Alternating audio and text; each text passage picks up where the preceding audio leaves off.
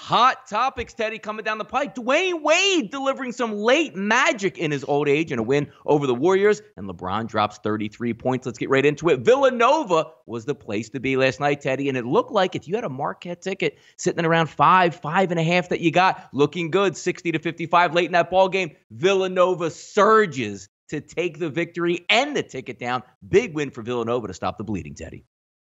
Yeah, and 12-1 run to close out the game. Tough beat. If you had Marquette plus the points as Nova wins by 6, they closed 5.5-point favorite. You know, the quote, this was March level intensity. It was a heck of a college basketball game. Villanova deserved to win. They made more plays when it counted most. Marcus Howard had multiple opportunities to get Marquette under the number in the final sequence. He hit the one free throw with 30 seconds left and had multiple three-point tries in the final 20 seconds. None of them fell. Tough beat for Marquette backers, no question.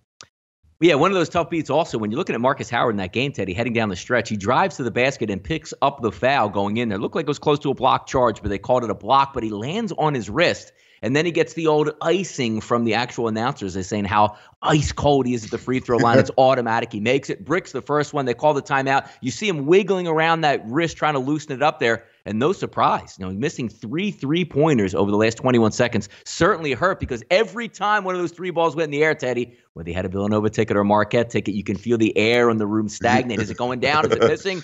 Villanova holds on. We all know that feeling, right, Teddy? Balls in the air, tickets on the line. How's that feel?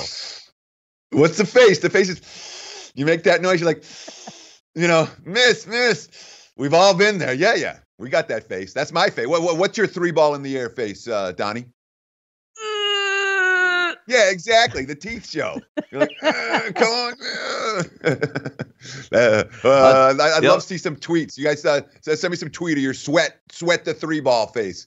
I hope they're kind of funny. Maybe we'll share some on tomorrow's show. It definitely happens quite a bit there, Teddy, because even when you look at the Lakers game last night, LeBron James hits a late 3 to go up 6, and then you add some free throws. We got this. Duke's Frank Jackson comes down the court and hits a short jumper in there, and the Lakers sitting at 5.5 for the majority of Wednesday. Game closes right around the ticket. So again, shopping around, we talk about getting SBR odds, getting that line before it moves or climbs up there, because if you were late to the party, Teddy, and grabbed a 7 with the Lakers, you're not going to the window today. Sure, not 6.5 either. And again, these half-point losses versus wins. Number one, from a psychological standpoint, they'll kill you. They'll rip your heart out. They'll make you hate betting instead of loving betting. When you're losing games by half point over and over and over again, it gets really, really frustrating. There is a solution for this problem. If you lost betting the Lakers last night, there is a solution for your problem. SBR odds can help. They can give you a whole bunch of sports books, and you can look and say, wow, there's a 5.5 here that I can bet. Oh, there's a 6.5 here. If I like the other side, I can bet. You can take advantage of these opportunities. Please, I implore you. If you're losing games by a half point over and over and over again, it's a fixable problem. The way to solve that problem, get more outs. And don't be betting only in the last 5 minutes before the game tips off. That will help. It won't solve it, but it'll help.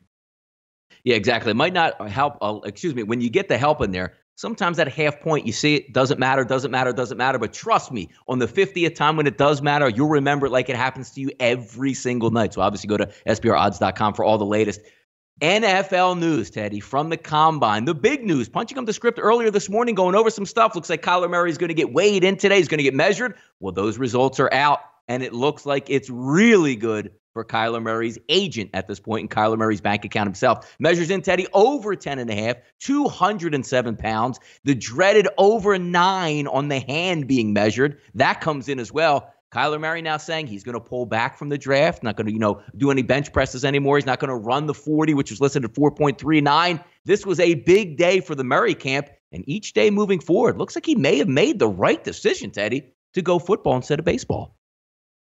5'10's really short for an NFL quarterback. Drew Brees measured 6 feet at the Combine. You know what I mean? Or maybe it was 5'11 3/4 or something.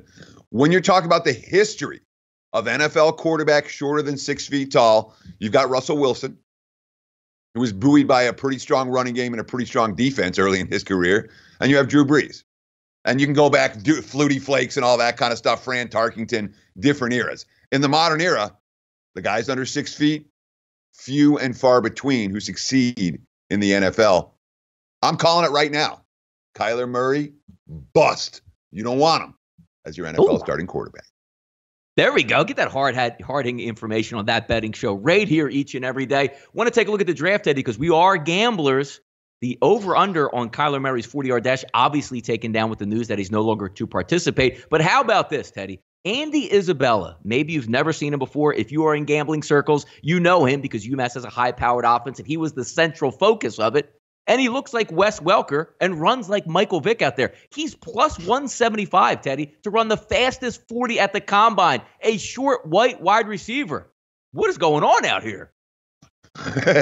He's fast. You know, when you say he runs like Michael Vick, and Michael Vick to me is a guy who we really deserve to make compare. Anytime we're talking about mobile quarterbacks, and I know we're just talking about Johnny, not Johnny Football. We're talking about Johnny Football later in the show. Another Heisman winner who was a little bit too short to play in the NFL. We're just talking about Kyler Murray, you know, and the height issues for him. I worry. I mean, look, the combine stuff is the combine stuff. And these guys always make jumps and leaps and all of that. I much prefer on-field production in college football to any guys who can lift a whole bunch of weight or run really fast. The mobile QBs in the NFL have helped, but you know what? Michael Vick didn't win a Super Bowl. And you're looking for the mobile QBs you have? Again, few and far between. Yeah, no, exactly. And he is short, and that is going to be a problem. But it's kind of funny, Ted, that we talk about in these realms where, you know, if he measured at 5'9" and 7/8, the world would end. But as soon as people see the 10, oh my goodness, he might be big enough to play quarterback in the NFL. It's amazing by like a centimeter, an eighth of an inch can make that big difference in there. Baseball, Teddy, tomorrow, as we said to start the show, it is March. We're getting closer, only 3 weeks away from opening day overseas. And then another week later, we'll have opening day in the United States. MLB First Look today, Detroit Tigers 64-98 in 2018. And sometimes, you know, we have some fun when we talk about the AL East divisions, and it's a lot of fun. The AL Central here could be maybe a tough swallow for the season. Tigers head in at 200-1 to win the 2019 World Series. Team total listed, Teddy, 68. And as I joke here on the ticker, it says Detroit's motto should be Miggy and the rest of the guys. Couple solid bats out there, Nick Castellanos and Jaime Candelario. But not much after that, Teddy. What's to look forward to if we're back in the Detroit Tigers this year? Losses. You know, I mean, again, the Cleveland Indians clinched the AL Central on opening day. You know, it's a done deal. As soon as opening day comes, the Indians win the Central. You know, the Tigers will not be there. Obviously, I'm being a little bit facetious. They have games to play. But the interesting thing about Detroit, they stunk last year. They went under their win total. And yet, even though they were a 64-win team, 64-98, they still finished only minus 10 units, which teams that lose that many games are supposed to be worse than that, which tells you the markets gave them zero respect. They were actually profitable at home, 26-55 on the highway. They were pretty ugly money losers in road games. They were an under team a year ago, and a lot of that had to do with the fact that they couldn't score runs. Miggy, I mean, you talk about Cabrera. He's got a war of a win over replacement player. 0.5 over the last 2 seasons. He's a mediocre guy at this stage of his career. And when you look, you know, the Tigers this decade have had Justin Verlander, Max Scherzer, Yoenis Cespedes, David Price, J.D. Martinez, on and on and on. Those guys have all moved on.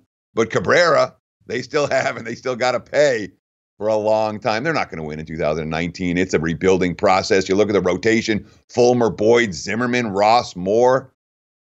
Not a ton of upside. You look at the additions, no one that's really going to help right away.